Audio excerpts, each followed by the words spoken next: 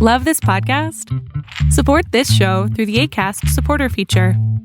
It's up to you how much you give, and there's no regular commitment. Just click the link in the show description to support now. On this episode of the Duke Loves Rasslin podcast, we have Stella, our great friend from the UK. She's going to tell us all about her experience at Clash at the Castle. But before we get to any of that, we have a big birthday celebration with a great friend of the show.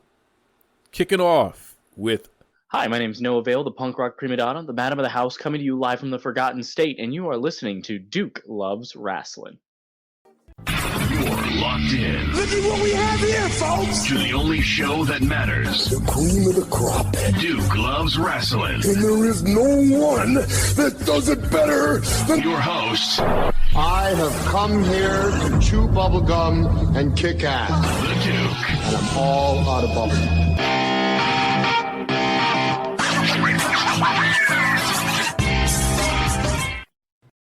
Well, Duke, it's been quite some time since the last time that we've had a conversation. I hope that things have been great in your world. While in mine, I've been traveling across the country, debuting in the West Coast, in the Midwest, EFFY's Big Gay Brunch, EFFY's Big Gay Thanksgiving. I've been on every major streaming platform for professional wrestling that you can think of. I've won countless titles. I mean, if we were to go through everything, we would be here for quite some time. Well, Noah Vale, first and foremost, welcome back to Duke Loves Rasslin. And I got to say, congratulations on the resume that you've managed to build since the last time you were on the show. Thank you. I appreciate that. Well, Noah Vale, you legitimately have been booked and busy all over the country, which is really, really cool, and some pretty important events out there. How are you doing this? How are you finding the time to be anywhere and everywhere at the same time and really enjoying so much success? Ooh, if I had to put it down to anything beyond just my naturally God-gifted talent, I'd probably say that it's the hard work, as well as just hitting the roads. I mean, there's nothing that can be said any more than has already been said about how valuable it is for any entertainer, professional wrestling, music, anything like that, for just hitting the roads, going out, meeting new people, putting yourself in new situations, and just allowing yourself to be seen and allowing yourself to find those opportunities that may not be as easily visible as everybody else thinks, because a small opportunity might lead to a much, much larger opportunity in the future. And, well, we like to collect as many opportunities as physically possible here, don't we, Duke? You goddamn right we do. I'm a fan of the show, obviously. So I see that you, my friend, are also doing incredibly big things, and I can't just not acknowledge those accomplishments. I mean, that's just narcissistic, I think. Well, thank you, Noah, for those kudos. I mean, it really is a high praise there, and I don't take it for granted. Certainly, you and all of the wonderful people who have been guests here on Duke Loves Rasslin over the past 8+ years. You've all contributed to the success of this show. And, you know, the fact that we are in the top 10% of all listened to podcasts in the world of any genre, it just blows my mind. And our audience, our audience is majority female, and it has been for over 4 years now. So highly unusual for a show that is primarily about combat sports, especially pro wrestling. But I like to think that through wonderful conversations that we have with people like yourself, we bring something different to the table. And because of that, we're able to attract an audience that's outside of the bubble, that's outside of the usual, which is fantastic.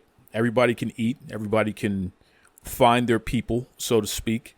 And certainly the wonderful listeners of Duke Loves Rasslin, you are our people. No two ways about it there. Noah, for anyone who may not be as familiar with who you are, let's talk about that. Let's talk about who Noah Vale is in 2024. Not who you have been, but with all of the success that you've experienced, the growth that you experienced from being out there and wrestling different people.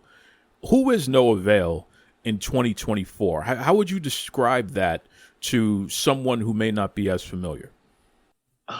Gosh, if I had to encapsulate no avail, it's a very difficult thing. No avail is fashion. No avail is a queer non-binary icon. No avail is professional wrestling at its most extravagant, at its most fun, at its most virile. No avail at this current moment is a experience, let's say. Okay, so what are you, Jimi Hendrix now? Are you experienced? That's good stuff there. I wonder about something, Noah, because we just celebrated Pride Month back in June, and you are unapologetic about the fact that you are part of the LGBTQ plus community, and you're somebody that advocates for that community. It's very special, and your growth and success and the way that you've been able to cultivate an audience and a following is a testament to you being your authentic self and people really taking to it. What does pride mean to you? And how does that affect who No Avail is in general? Putting it into words is difficult, but I will do my best to. I feel that pride for me is understanding the history of those who have walked before me, but also understanding that there are people who look to me in this position that I'm in as a beacon of hope, perhaps, as a role model, as somebody who they can look at and can inspire something within them, even if it's something as minute as simply just accepting a small piece of themselves in their everyday life that they might not have been able to otherwise.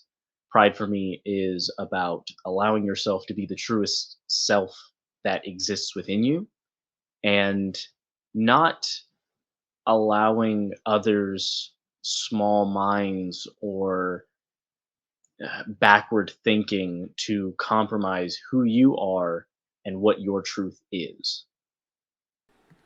How does it feel to interact with and work with and really, to a certain degree, receive mentorship from EFFY, a little icon in pro wrestling? Honestly, a fantastic experience. A bit daunting at first, but it's something that I wouldn't trade for the world. Effie's a fantastic performer, a fantastic queer representative, a fantastic icon that any and all of us should be thankful that we get to have in professional wrestling for the time that Effie chooses to be here.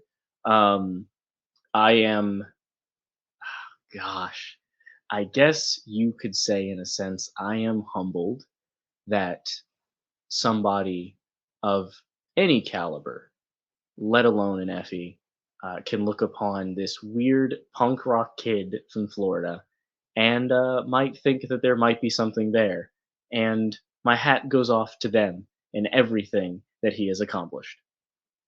Noah, you've been on the show previously promoting the positivity that is the Florida indie wrestling scene and what exists within the scene that's positive, mainly because so many unfortunate and negative things have been said about the Florida indie scene on this show. We've documented what's gone down there, the good, the bad, and the ugly. And there's been a lot of ugly that people have wanted to highlight. So, that was then and this is now. When you reflect on the indie scene down in Florida, and that's your home, you wear that flag proudly and well. What do you have to say about the Florida indie scene today? In my honest opinions, I think Florida wrestling is fine. I think that there are some bad eggs here and there, and I think that so long as we continue to make it readily available for everybody coming down here to know who those bad eggs are, where the safe spots and where the unsafe spots are, much like anywhere else in professional wrestling. In my travels, I've learned that it's not just here. It's just we have a little bit more of a microscope on us just because of some of the people and places that we have down here, and it's well, wrestling's always been messy. You look back at your history, wrestling has never been the cleanest of sports, but slowly and surely every day we try to clean it up more and more. I think that Florida wrestling is in a very good place. You can see myself, Ron Bass Jr., Robert Martyr, The Gifted, Daniel Starling, Better Together. I mean, the list goes on and on and on. I could be here all day, you know, no matter what anybody says. So we're beyond the halfway mark here in 2024. When you reflect on how to finish this year, what's next? What's next for No Avail? Oh gosh, closing out 2024, dude. I don't even know. I'm thinking ahead to 2025, 2026. I mean, 2024, I've already got dates lined up for me to return to the West Coast, return to Las Vegas. I've got dates returning me back to the Midwest. I've got dates that are taking me all across the country. I think that 2024 closes out with how it started, with No Avail on top, on the biggest platforms possible, holding as many belts as can fit into a carry-on that doesn't cost me a fortune, and just being one of the best professional wrestlers to come out of the Forgotten State in quite a long time. Duke, 2024 ends with me doing what I've done since the beginning, and that's just returning professional wrestling and giving it back to the fans in my image. Well, Noah, for everybody listening out there, not just the fans, but also promoters, what's the best way they can keep up with you and really get in touch with you? Well, if you would like to keep up with Noah Vale, you can find me on Twitter/X at NoahXVale. You can find me on Instagram at NoahVale97. You can find me on Facebook at Noah Vale. And if you would like to book Noah Vale for any of your shows, because I'm sure you have a spot that is just dying to be filled with someone with charisma and panache and, a true professional wrestler, you can contact me at noahvalebookings@yahoo.com. That's noahvalebookings@yahoo.com. Whoa, wait a second. Panache? What the heck is panache? Is that like a new dessert out there? Ugh, panache. Duke, if you have to ask what panache is, I think that you need to, let's just say, have Noah Vale on your show a little bit more. I think then after a couple more times, then we could probably figure out what panache is for you. Strictly for the culture. Brothers and sisters, you have seen the t-shirts, the hats, the hoodies, the mugs in the hands of some of your favorite pro wrestling stars, podcasters, and influencers out there. And now it's time. Visit strictlyfortheculture.ca and you too can be part of the movement. Bigger than sweatshirts and commercial success, Strictly for the Culture aims to build with like-minded people and elevate their position in the world through knowledge, self-love, and a desire to unite. So what are you waiting on? Visit strictlyfortheculture.ca. Do it for the love. Do it for the knowledge. Most importantly, folks, do it strictly for the culture. Hey, this is Stella from the UK, and you're listening to Duke Loves Rasslin. Brothers and sisters, you know that I love my friends over in the UK. I just have a special connection with them. My roots, really, it's funny. I mean, I think I'm 24% Irish, and there's a little bit of English mixed in there as well. So I'm always fascinated and interested in speaking to folks from over there, and have developed some great relationships, including with really one of the coolest people around. And we've been friends for a number of years now, and it's just always refreshing to catch up with her and talk about wrestling with her. So without further ado, welcome back one of our favorites here on Duke Loves Rasslin, Stella. Stella, what's going on? Hey, how's it going? Lovely to be back. Yes, lovely to have you back. And listen, you mentioned something about what you're drinking right now, and I'd never heard of it before. So let's start there. What are you sipping on right now? So I have an Iron Brew.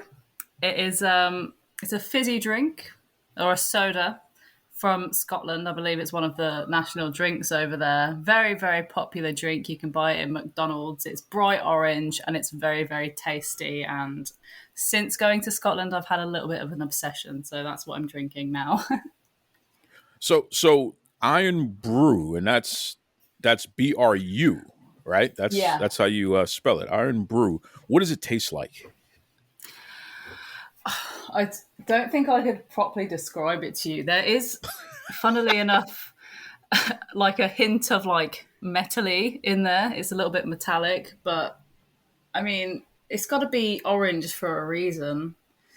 I I don't know. It's just tasty. Okay, it's just All right, nice. so this is like a special brew here, folks. On the Iron Brew website, it says it's fizzy and bright orange. It's sweet and tangy. The exact recipe has never fully been released to the public, so they just know that there's caffeine in it though. So you're getting a little buzz going on over there, huh? Oh, absolutely. I need it to survive, to be honest. Oh boy. Okay. All right. So Iron Brew, I'm going to put that on the list of things that Stella needs to send me some of, so I can get more cultured here. I want to try an Iron Brew. Now, is this the sort of thing that you can mix, like some rum or some whiskey or anything with? The only thing I've ever tried it with is vodka last weekend, and to be honest, that was really, really nice. Oh, okay. So I haven't tried it with whiskey or anything else yet, but I'll make sure to give it a go and let you know how that is. Yes, give it a go, please. Give it a go. Hey, what's the big drink over there? Since we're talking on this, and we're going to get to wrestling in a second. Don't worry, folks. Follow me here. What's the big drink over there? Like everybody's going out, they're going to grab drinks for the night. Other than a beer, what's like the big mixed drink or big spirit that's out there? Honestly, that's a difficult question because it's such a big drinking culture over here. Everyone sort of has their own thing. For for guys, it's beer, as I'm sure it is everywhere. I mean, a lot of girls love gin. That's my thing anyway, gin or vodka. Some girls like wine. It's honestly just depends on the person, to be honest. All right, so we got to talk about this gin thing because you're a gin drinker, which I didn't know. So that means that you're an ass kicker.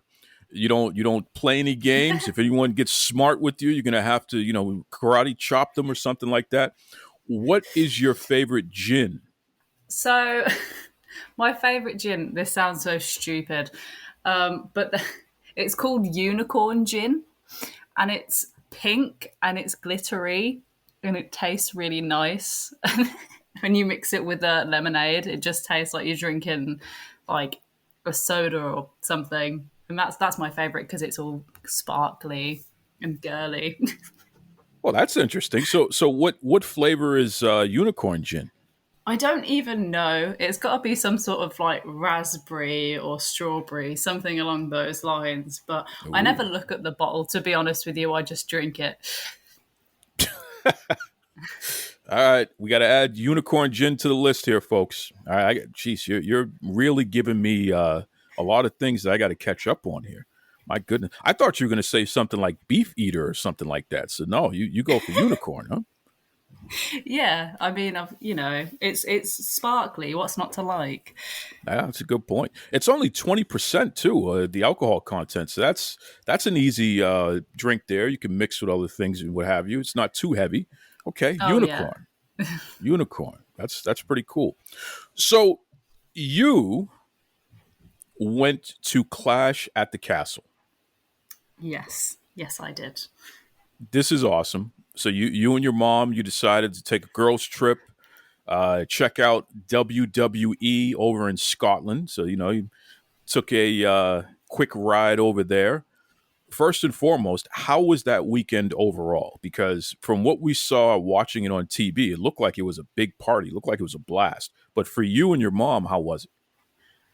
It was great, honestly, because to us it felt like a once in a lifetime kind of experience, and we really wanted to make the most of it. I think a lot of it we were just sort of in awe that it was happening right in front of us, and we were seeing the sort of thing we watch on TV every week sort of unfold before our eyes.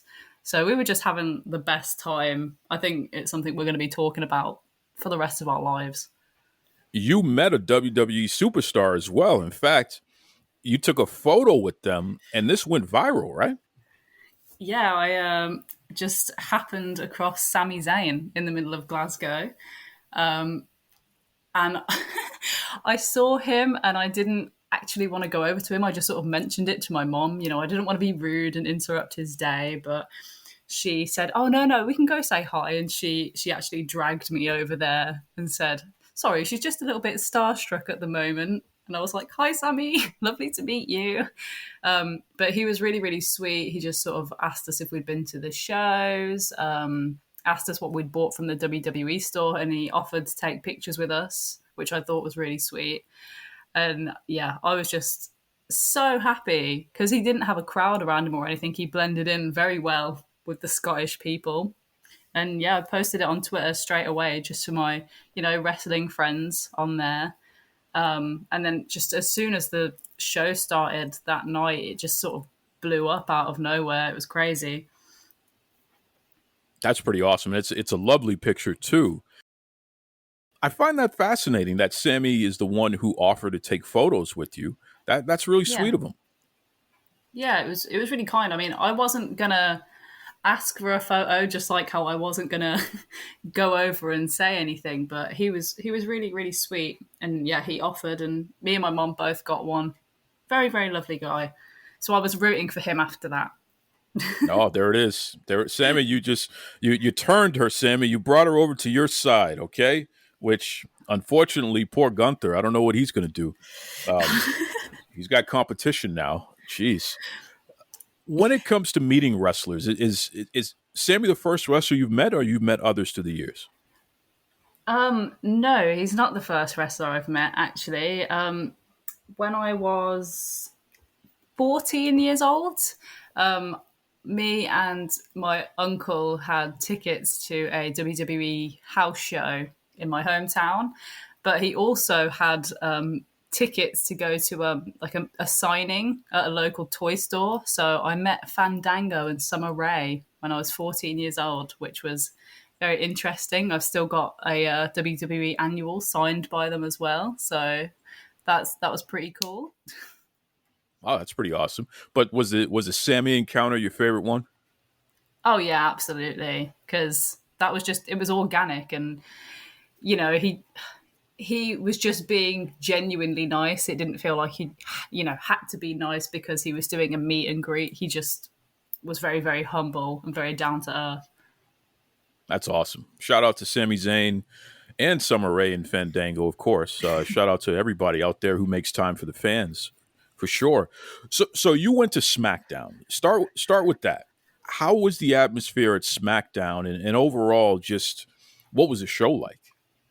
The atmosphere was okay. I think at the start it was a little bit quiet, but it definitely picked up.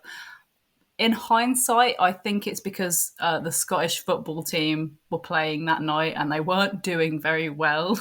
So I think that's why the atmosphere wasn't as good at the start. But the episode of SmackDown itself, I thought was just fun, really. It wasn't, groundbreaking like the last episode of SmackDown we just had, but it was a lot of fun, and we were all very, very happy to see Cody. The segment between him and AJ was awesome. And I don't know, I just found it weird, the sort of people we were chanting for. We were chanting for Baron Corbin, chanting really loud for Cody Rhodes. So overall, I thought it was really fun. The dark matches were really cool too. We got to see Drew McIntyre versus Sheamus, which was a lot of fun as well, because we were all booing Sheamus, which it doesn't usually happen. So overall, it was really, really cool. I don't appreciate you booing one of my fellow countrymen in Sheamus. He's Irish like I am. I take personal offense to that, by the way. Okay. Sorry. So how was the crowd when Drew came out on Friday? Because, I mean, literally, this guy, he's a major reason why this event is even happening, and the expansion of the event is even happening. So how did the crowd react when he came out on Friday? Pretty similar to what you saw on Saturday. But I think it was even louder on Saturday because there were more fans and because of the stakes. But everyone was really, really happy to see him, and he spoke to the crowd after his match, and it was very, very sweet. I can't remember exactly what he said, but he said that he was sort of, I think, like very happy to be having a show in Scotland and being able to, put on a show for his home country and stuff. It was really sweet. It was nice. Drew is an interesting guy.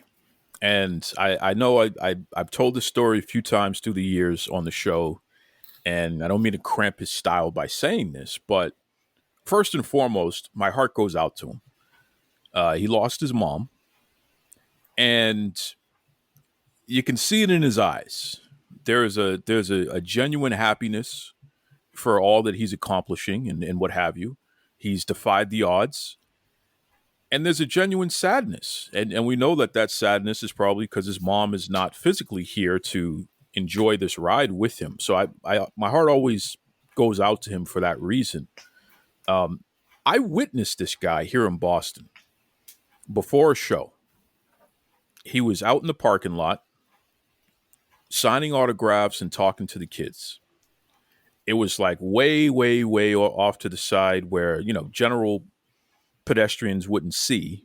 But, I know the Boston Garden well enough that I was walking and I saw the corner of my eye. I was like, oh, yeah, that's Drew McIntyre. And then I saw the kids and he was talking to them, signing stuff, giving them his personal time, like legitimately just being the most genuine, gentle giant ever. And it really made an impression on me where I was just like, you know what? It doesn't matter what that guy does as the character on TV or what have you. That is a genuinely great person. Like, that's a good dude right there. And, even doing this show, so many fans have told me through the years of different ways that Drew has helped them out. And I'm not going to say too much about that because I don't want people to start trying to take advantage of that. But Drew McIntyre is legitimately one of the nicest people ever in wrestling. Like, legitimately, that is a good human being. And all of his success, he's earned and deserves because he's a great guy. So shout out to Drew. Didn't mean to take us off track for a second there, but I did want to get that out because I'm just so happy for the guy. And the fact that Clash at the Castle happens and he is a focal point of that, he deserves that.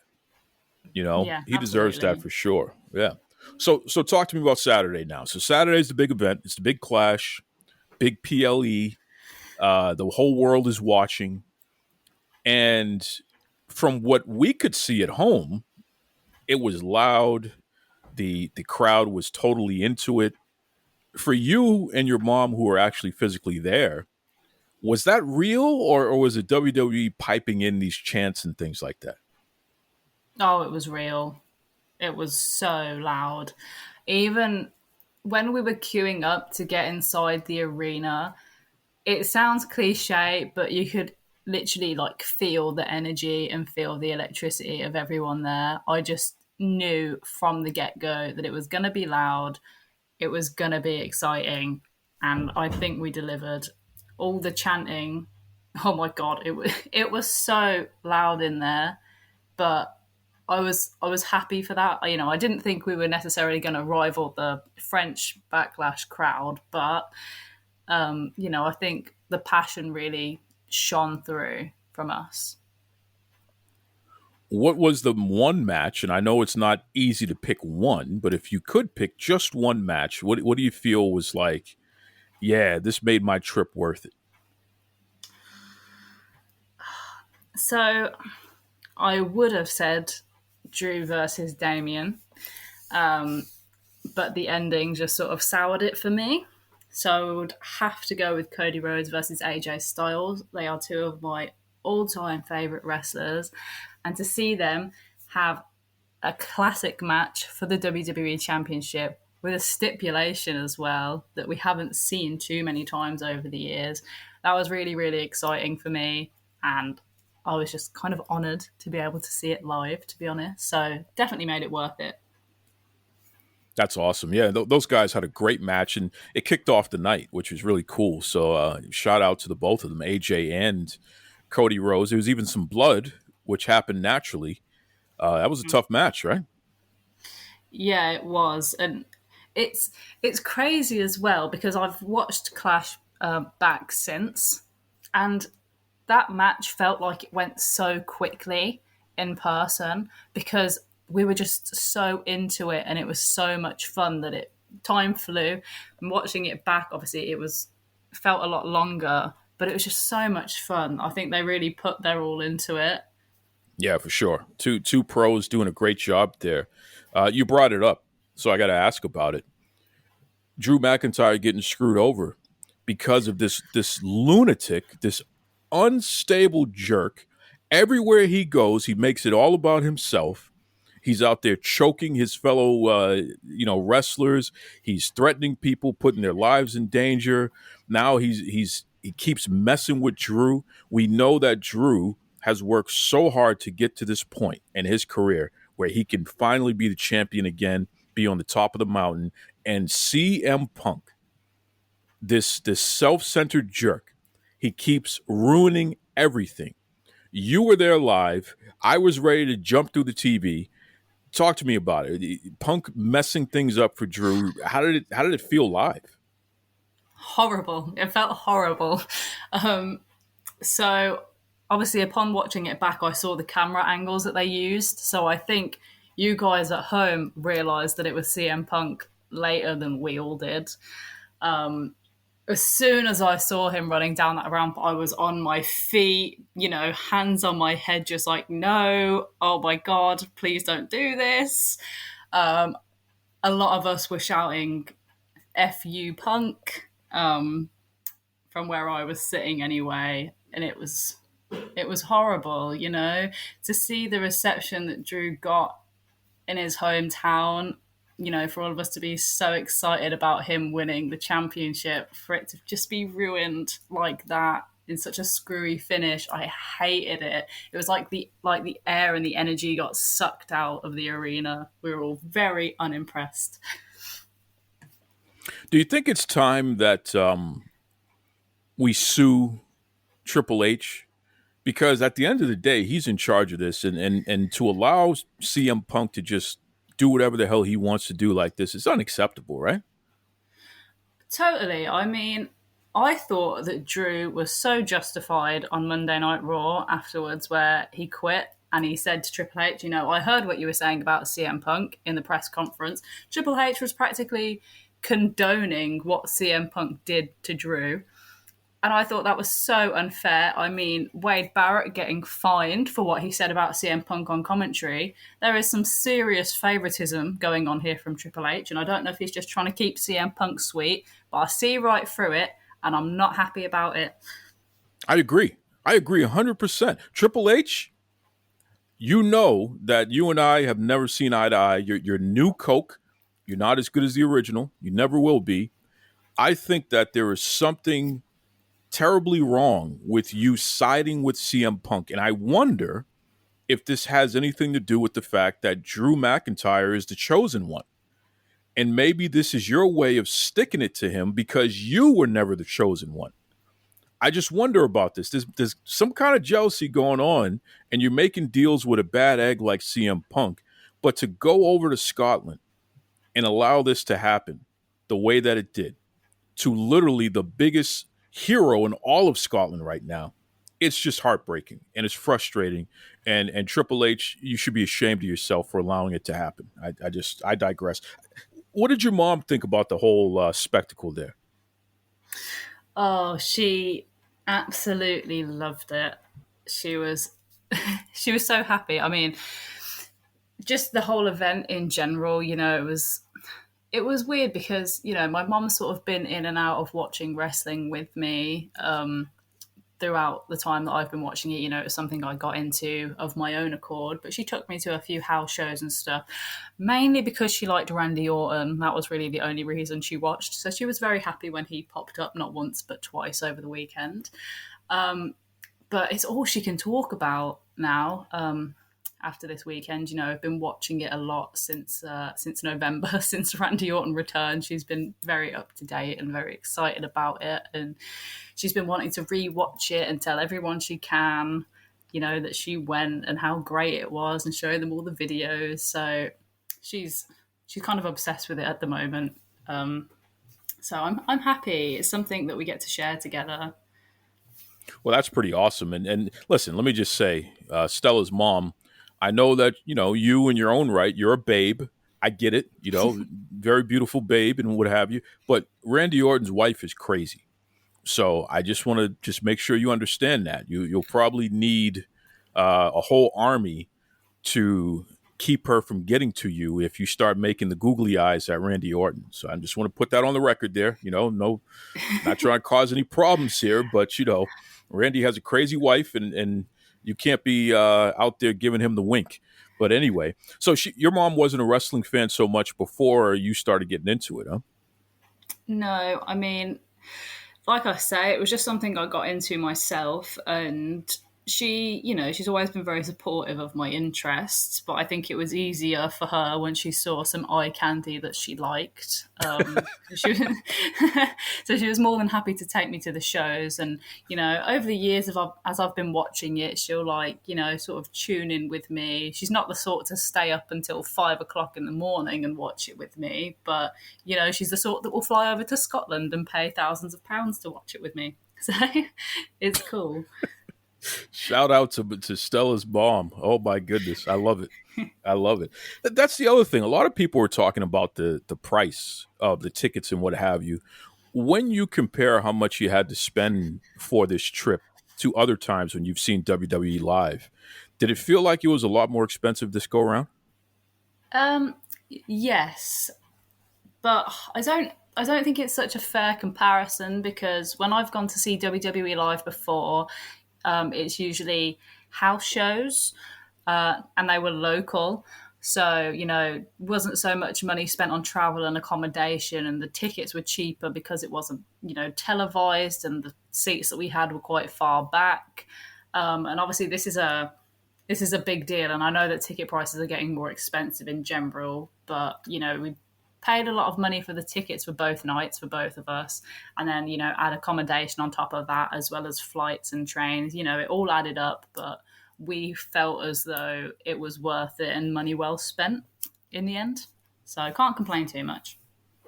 I love that. Money well spent in the end. I love that. So for anybody out there who is over where you are in the UK, in that whole region, so to speak, if they're thinking about going to a WWE event, especially a PLE, especially one of the major events, do you have any quick tips or advice for how they can make that experience easier? Whether it be, wear the proper shoes or what to drink, where to eat, any kind of tips that you've picked up? Well, my thought process was, you don't need to dress up. A t-shirt of your favorite wrestler and some jeans or some leggings, some jogging bottoms, trainers, that's fine. Just be comfortable, because you're going to be jumping up and out of your seat. So just make sure that you're comfy and happy. Eat food beforehand, because buying food at arenas is ridiculous. And make sure that you buy a big drink, because you don't want to be leaving the arena when something good happens because you run out. And drink slowly, because you don't want to go to the toilet and miss anything either. Those are my tips. Wow.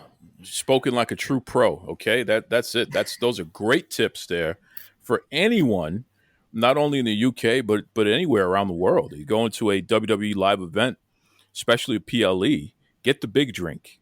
Make sure you're wearing comfortable clothes that you can move in, and try to eat beforehand and after, because the prices for the food and the portions are so small too. I mean, if I'm paying $20 for a slice of pizza, I mean, come on, what are we doing here? It gets a little crazy. Did you end up getting any snack foods at the arena though? Was there anything that you just had to try? No, there was nothing we had to try there. We just had chippy after the show. So that was fine.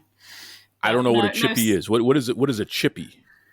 Oh, do you not? Oh, you don't have chippies in America. So you must have heard of the classic British food, fish and chips. Absolutely. Well, we get fish and chips from a chippy. Oh, that's what we call our fish and chip shops. Oh, so wait a second. Fish and chips is so popular over there that you literally have fish and chip shops? Like so many. Everywhere. That is so fascinating to me. Wow.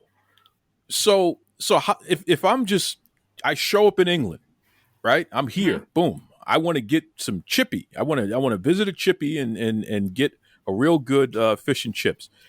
Is there any way that I can tell where a good one is going to be as opposed to a not so good one? Well, to be honest, in my experience, the ones that don't look as good usually taste better. Oh. So I don't know. You just have to Google it and see what's rated highly. But, how hard is it to screw up fish and chips, Well, trust me, I've had some bad fish and chips here in the States, so it's it's not as, especially when the tartar sauce. I don't know if you guys use tartar sauce over there, but if the tartar sauce isn't right, that just ruins everything. Yeah, but I think maybe it's because it's not an American specialty. Maybe you just don't do it right.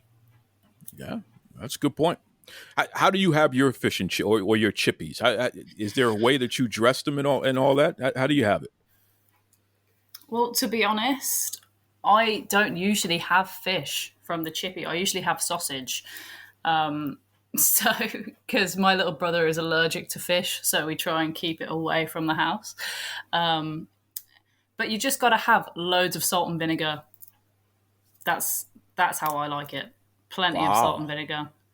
So you go to the chippy to have sausage. That's like going to the burger joint to have Chinese food. I don't know what's going on here. Like, are the sausage that good at the Chippies? No, you just don't understand.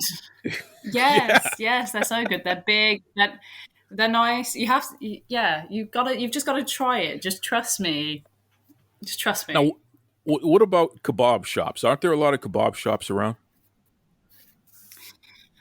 Yeah, but you're asking the wrong girl about those because I don't really like them, to be honest. Oh, okay. It's too much for me. Those are usually just, I mean, it is another sort of British staple, but it's very deeply entwined with drinking culture. So you get a kebab after a heavy night out because they're all still open into the early hours of the morning.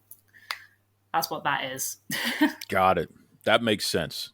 I'll tell you right now, other than going to like a McDonald's that's open 24 hours and getting burgers and fries and just eating until you pass out after a long night of drinking, a lot of times we have these little carts on the street where the guys are selling hot dogs and sausages, but they load them up.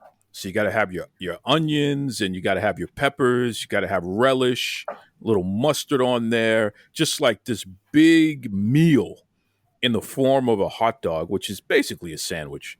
You pay $4, $5, $6 for that, and it's just grease and mess everywhere, but it's so delicious, especially after you've been drinking all night. Is that sort of thing over there, or is that what chippies are for?